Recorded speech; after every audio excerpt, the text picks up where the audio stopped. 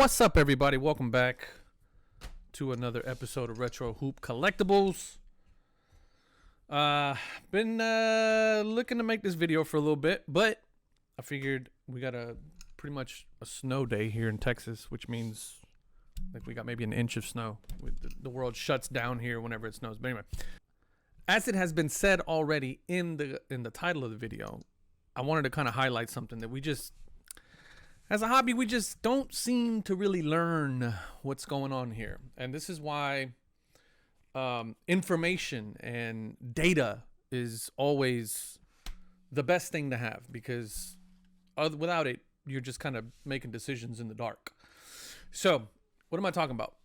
Victor Wembanyama, who is right now the hypest of hype when it comes to players, cards, and things like that in the hobby. And I wanted to take a look at something that I wanted to put out there because I don't like people overpaying for stuff. If you're buying Victor Wembanyama cards, you're buying them for one of two reasons right now. Either you're a San Antonio fan and he is the second coming of Jesus for you guys. Another David Robinson, another Tim Duncan, if you will. And we all know the Spurs and Pop's record when it comes to foreign big men and turning them into absolute units and all-stars. Or you're speculating.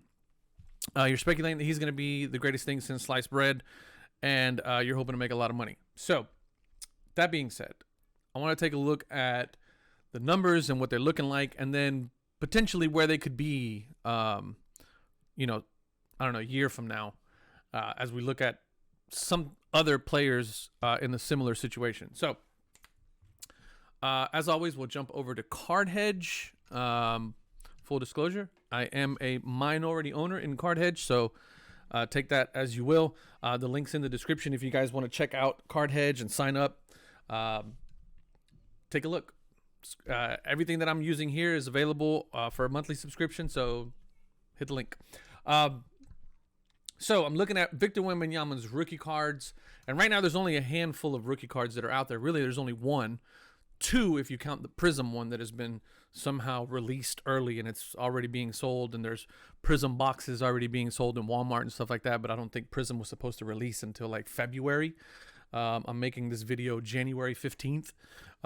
So, you know, how that ended up happening, I have no clue. However, so this is Wembanyama's Hoops rookie card. And just look at just within a matter of, like, you never want to be the guys that buy here unless you're planning on holding it and you're hoping that his numbers go up to, you know, in the hundreds for his base Hoops rookie card, which even for some of the greats, it's not, like, you know, Luka's and those guys up there, their Hoops rookie cards isn't even in the hundreds in a PSA 10, I think. I haven't looked at it in a while, but buying it here in the $80 range, $100 range, $75 range is not good business. Let me see if there's any PSA 10 sales. Yeah, there is. So 160s, 220s is kind of the highest peak that it's gone, and then it's just slowly going down. It's down in the 90s, 100s was the last sale. But if I'm looking at Raw, Raw, we were talking $80, $90, and then $50, and then a slow decline down to the teens, and then a slow decline down into this is probably going to be a $8 to $9 card in base configuration. So just a word of caution, right? Anytime, and obviously we're past the Wembanyama piece of it, but next year for whoever the next greatest rookie is going to be, because we'll all soon forget about Wembanyama, and then the new number one pick is going to be the hottest thing. Just hang tight, right? Like, hang tight. If you're hitting them and you're pulling them in breaks, sell them immediately and then wait 6 months and you'll buy them for 10 cents on the dollar. Like, there's no need for like this to happen, especially on the tail end of Panini's run with the license. They are going to be printing to the heavens. All of this stuff is going to get ridiculously overprinted. I think there's like 2 new parallels for Prism that have popped up. Dragon parallels or something crazy. Just these are going to be printed to the moon. Okay, so just stop buying them, hang tight, and wait for this to go back down. Here is the draft picks. I mean, this was I typically don't like showing Prism draft because I think it's kind of, I always feel like it's a money grab from Panini. And look, talk to my man Victor. He'll tell you these are not rookie cards, right? They're not rookie cards. They're not in the pro uniform. Just because it has a rookie card shield on it doesn't mean it's a rookie card. But anyway, same thing here. I mean, even these, they were in the $70 range, $60 range, and then now they're $10, $12, $13, probably even less than that. And we're talking raw. Okay. Now, this is a tribute card, which again, yes, it's in the pro uniform. Yes, it's in a nationally distributed card. Yes, it's licensed, but this is a parallel. So in my opinion, and in Victor's opinion, shout out to my man Victor, the rookie card specialist, this is not a real, true, bona fide rookie card. But anyway, it's still following the same thing, right? $50 out the gates back in November when it first came out, slowly dropped down to the 20s, the teens. Now it's a $5, $6, $5, $10, $5, $7, $8, $10 card, raw.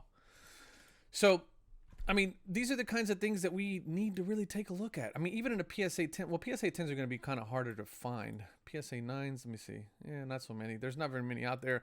I'd imagine if you sent in those cards to PSA back in back in November, you're probably going to start seeing them come out in January, February. And, you know, it is what it is, right? But I just don't think that this is... Let me see. Is there any SGC? There's got to be some SGC out there. Yeah, some SGC prices. Again, your graded cards aren't going to come back so fast. Now, this does not apply if you were to pull a NBA Hoops Wembanyama artist proof to 5, right? Definitely send that in. And then that one you can kind of figure out, like, all right, do I really want to hold on to this one? Do I not? You know, whatever. But these base cards, just wait. I pulled up Cade Cunningham as an example of what could potentially happen. This one's a little messy in terms of data, as there's a bunch of these little spiked up prices, which I think we'd have to take a look at those and see if they're legit, because if they are, then we'll leave them there. But if not, I mean, we kind of got to clean up this data a little bit. But look at this right here. I mean, $220, $250 for a PSA 10, and then all the way down to a $30 card, probably the lowest. The lowest is probably here, $850. $20, $30, $30, $40. I mean, he's kind of swinging back up. You can see the trend line, but I mean, $40 from $250 to $40. You know, he was another highly, you know, chased #1 draft pick. Same thing, Anthony Edwards, Ant-Man. I mean, look, we were paying $800, $700, $500, $600, $700, and then just a steep decline. I mean, all the way down to a $75, $80 card, and I think that's kind of where it's hovered ever since. PSA 10 Ant-Man. Now, Ant-Man's a beast. If you watch basketball, the kid can play. He is high flying. Paolo Banchero, not really a whole lot. I mean, it was 2022, but if I look at the raw cards on him, man. Yeah, we're kind of all over the place on this one too. But anyway, you get the point. It's, I mean, hype. Probably by year 2, end of year 1, off season between a player's year 1 and year 2 is kind of where you can scoop up some cards for bottom barrel prices, and then hold. I mean, if you're gonna buy and hold after their first rookie year in the off season. It's kind of the best way to go. I don't know. So I say all of this to say, just hang tight. Yeah, just hang tight. Try not to get caught up in the hype of a player. Wembanyama, I think there's a big asterisk on him. Obviously, if you watch basketball, the kid can do things that no other player has been able to do. What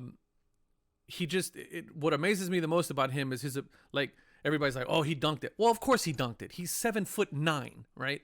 And he's got a 15-foot wingspan. Like, you know, of course he could dunk it standing still. He doesn't have to jump to dunk. The crazy thing about Wembanyama is his ability to take the ball from the top of the key, run it in like as if he's a guard, and then dunk it over everybody from the free throw line at will, right? Now, his body is what concerns me the most. If you watch enough basketball, you know about the pitfalls of the big man, and that is their feet.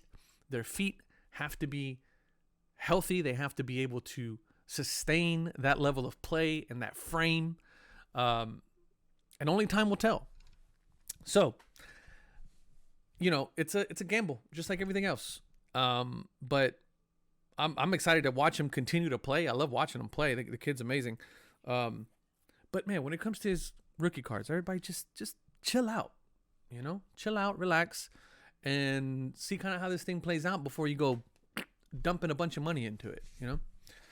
Anyway, that's going to do it. I'll get off my soapbox. I appreciate you guys watching as always. Remember, if you want to sign up for Card Hedge and go through all this beautiful data that I just went through, just hit the link down below. It'll take you in there and sign up so you guys can do the same thing.